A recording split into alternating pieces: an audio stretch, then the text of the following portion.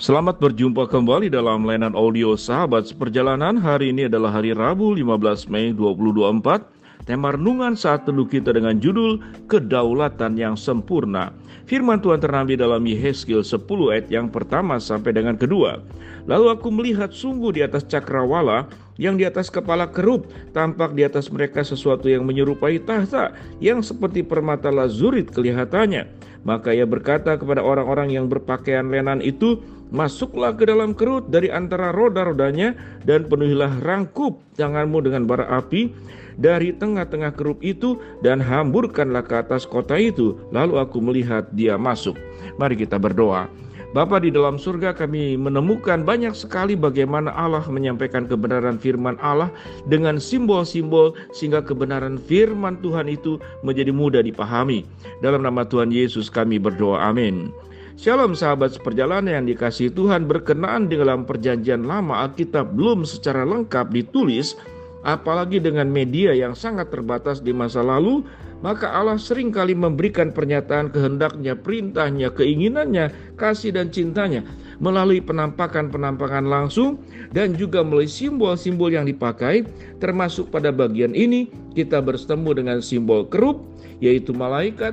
Kita bertemu dengan simbol bara api, kita bertemu dengan simbol roda-roda, dan kita bertemu dengan bagaimana cakrawala digambarkan sebagai sesuatu kemuliaan dan keagungan. Kita bertemu pada bagian ini tentang bagaimana Allah menyampaikan firman-Nya, kehendaknya melalui berbagai macam simbol dan berbagai macam media.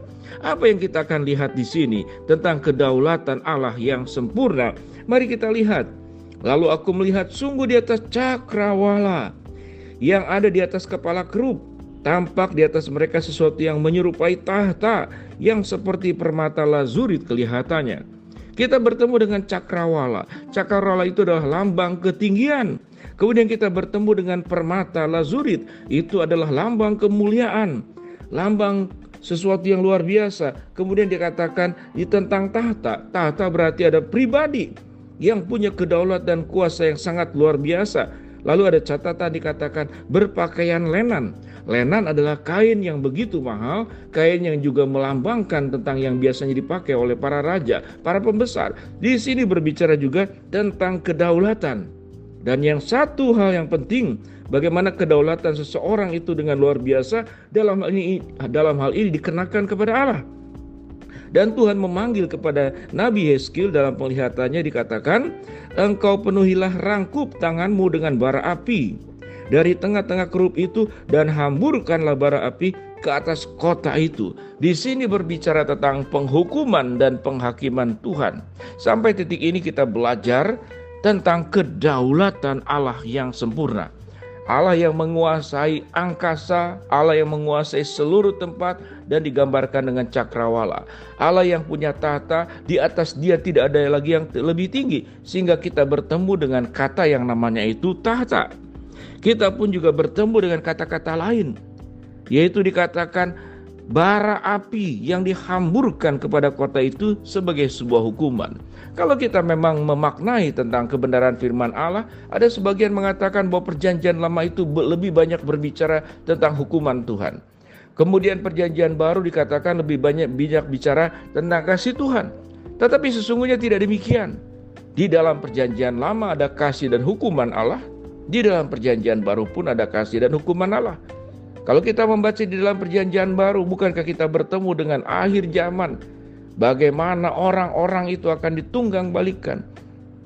Bagaimana mereka yang melawan firman itu akan berhadapan dengan Allah? Satu hari kelak nanti kita akan diperhitungkan oleh Tuhan segala sesuatunya. Dan bagaimana di dalam perjanjian baru dikatakan ada perapian yang menyala-nyala. Jadi artinya dari perjanjian lama sampai perjanjian baru berbicara tentang hukuman dan kasih Allah, dua-duanya tercatat sedemikian luar biasa. Namun apa yang kita akan pelajari pada saat ini, yaitu tentang kedaulatan Allah yang sempurna.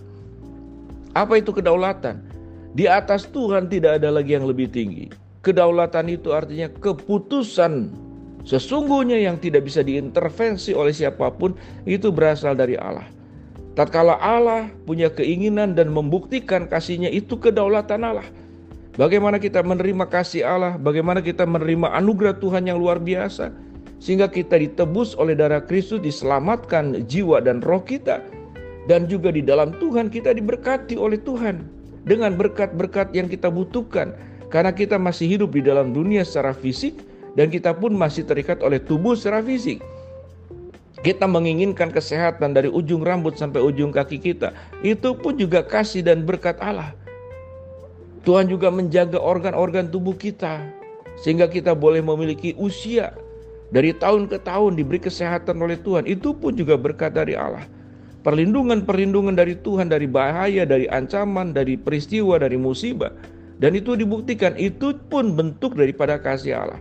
Jadi Allah punya kedaulatan dalam mengasihi.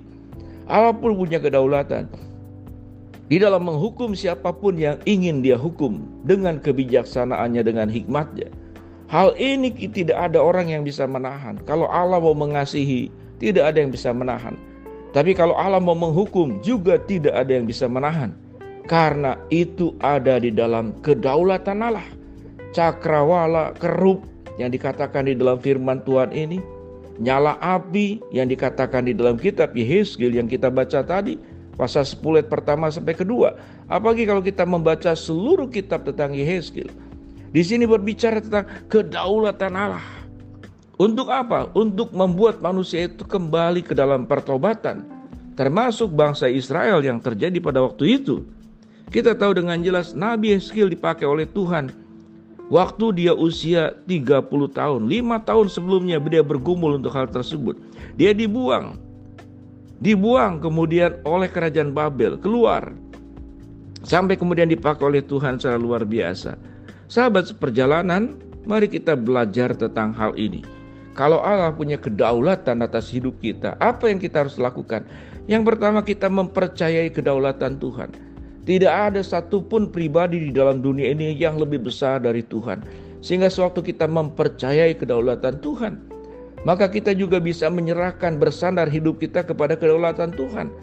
Kalau sudah Tuhan berdaulat menjaga hidup kita, maka tidak ada seorang pun yang menyentuh kita. Kalau Tuhan berdaulat untuk menghukum orang-orang tertentu di dalam segala keberdosaannya, maka tidak juga ada yang bisa menahannya. Dengan demikian sahabat seperjalanan, memahami tentang kedaulatan Allah membuat kita menjadi orang-orang yang tahu diri. Memahami tentang kedaulatan Allah membuat kita menjadi orang yang tunduk kepada Allah. Memahami tentang kedaulatan Allah tatkala kita diperlakukan tidak adil oleh pihak-pihak tertentu yang seakan-akan punya tata, punya kekuasaan, punya segala sesuatu. Mereka satu hari kelak pun nanti akan berhadapan dengan penghakiman di dalam kedaulatan Allah.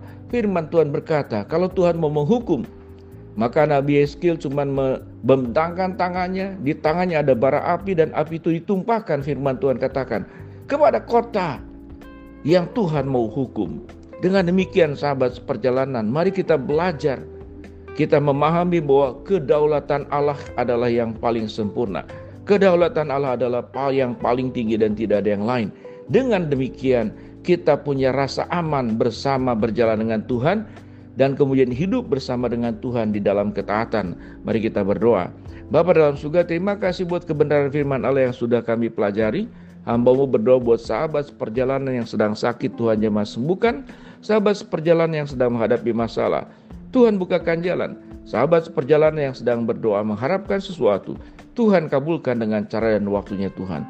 Di dalam nama Tuhan Yesus kami berdoa, amin.